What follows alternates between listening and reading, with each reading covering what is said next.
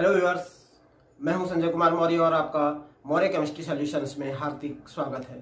आज मैं पुनः हाजिर हूं आपके साथ एक नए टॉपिक को लेकर के।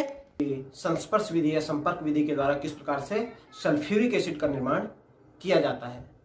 तो समय को बर्बाद न करते हुए आइए शुरू करते हैं कि कॉन्टैक्ट प्रोसेस संस्पर्श विधि जिसे कहा जाता है, इसमें किस प्रकार से सल्फ्यूरिक एसिड का निर्माण किया जाता है, क्या परिस्थितियां होती हैं, किस उत्प्रेरक का उपयोग सल्फ्यूरिक एसिड के निर्माण के लिए किया जाता है।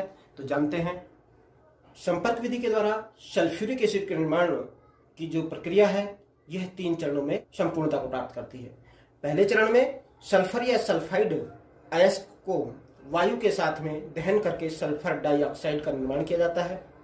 द्वितीय चरण में वेनेडियम पेंटाऑक्साइड या प्लेटिनम उत्प्रेरक की उपस्थिति में ऑक्सीजन के साथ सल्फर डाइऑक्साइड को अभिकृत कराकर सल्फर ट्राइऑक्साइड में परिवर्तित किया जाता है। और तृतीय चरण में सल्फर ट्राइऑक्साइड को सल्फ्यूरिक अम्ल में अवशोषित करके ओलियम, जिसे सधूम सल्फ्यूरिक एसिड कहा जाता है, का निर्माण किया जाता है। और अंत में इस सधूम सल्फ्यूरिक एसिड में जल की वांछित मात्रा को मिलाकर के सल्फ्यूरिक एसिड प्राप्त किया जाता है। ये आपके सम्मुख संपर्क विधि के द्वारा सल्फ्यूरिक एसिड निर्माण में प्रयुक्त होने वाले संयंत्र का रेखा चित्र। इसमें सबसे पहले एक ये चैम्बर दिखाई दे रहा है आपको। इस चैम्बर को कहा जाता है पाइराइट बर्नर। इस बर्नर में सल्फर या सल्फर के अयस्क को वायु के साथ गर्म किया जाता है, जलाया जाता है, दहन किया जाता है, जिसके फलस्वरूप सल्फर डाइऑक्साइड प्राप्त होती है। पाइराइट बर्नर से प्राप्त सल्फर डाइऑक्साइड गैस को धूल कक्ष में प्रवाहित किया जाता है, जहां पर ऊपर से भाप प्रवाहित की जाती है। यह भाप धूल के कणों को स्थिर होने में सहायता प्रदान करती है।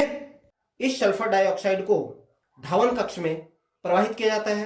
क्योंकि यह पाइराइट बर्नर से होकर के सल्फर डाइऑक्साइड आ रही है, तो यह गर्म होती है। इसको ठंडा करने के लिए और इसमें से अपशिष्ट पदार्थों को निकालने के लिए इसको कूलिंग टावर के माध्यम से धावन कक्ष में प्रवाहित किया जाता है। यह आपके सम्मुख धावन कक्ष।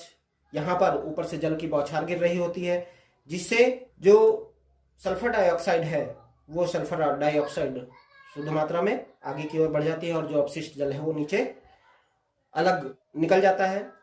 अब जो सल्फर डाइऑक्साइड प्राप्त होती है, इस सल्फर डाइऑक्साइड को ड्राइंग चैम्बर में शुष्कन कक्ष जिसे कहा जाता है प्रवाहित किया जाता है। यहाँ पर चैम्बर में ऊपर की ओर से सल्फ्यूरिक एसिड की फुहार गिर रही होती है, जो कि इस सल्फर डाइऑक्साइड में जो आर्द्रता होती है उसको अवशोषित कर लेती है और जो सल्फर डाइऑक्साइड प्राप्त होती है वह शुष्क होती है। अब इस सल्फर डाइऑक्साइड को आर्सेनिक शुद्धिकारक कक्ष में प्रवाहित किया जाता है। चूंकि इसके अयस्क में आर्सेनिक की अशुद्धियां पाई जाने की संभावना अधिक रहती है, तो यहाँ पर इस आर्सेनिक शुद्धिकरण कक्ष में जो आर्सेनिक से संबंधित अशुद्धियां हैं उनको पृथक कर दिया जाता है। तत्पश्चात जो सल्फर डाइऑक्साइड गैस है इसको उत्प्रेरक कक्ष में प्रवाहित किया जाता है।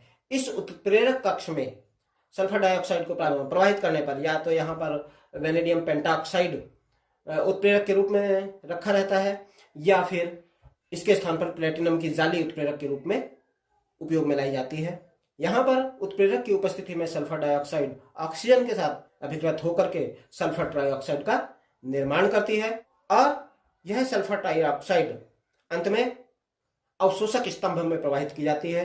यह आपके सामने अवशोषक स्तंभ। यहाँ पर ऊपर से सांद्र सल्फ्यूरिक एसिड की बूंदें गिर रही होती हैं, जो कि सल्फर ट्राइऑक्साइड के साथ अभिक्रिया कर लेती हैं और सधूम सल्फ्यूरिक एसिड, जिसे ओलियम कहा जाता है, H2SO7 का निर्माण करती हैं।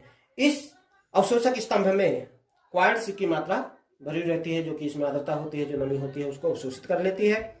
और इस ओलियम में आवश्यक मात्रा में वांछित मात्रा की वांछित सांद्रता का अम्ल प्राप्त करने के लिए, सल्फ्यूरिक अम्ल प्राप्त करने के लिए इसमें जल की मात्रा मिलाकर के सल्फ्यूरिक एसिड प्राप्त कर लिया जाता है।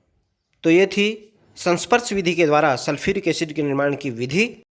अगर आपने अभी तक मेरे YouTube channel Maurya chemistry solutions को सब्सक्राइब नहीं किया हो, तो मेरे आने वाली वीडियो के नोटिफिकेशंस प्राप्त करने के लिए आप मेरे चैनल मौर्य केमिस्ट्री सॉल्यूशंस को सब्सक्राइब कर लें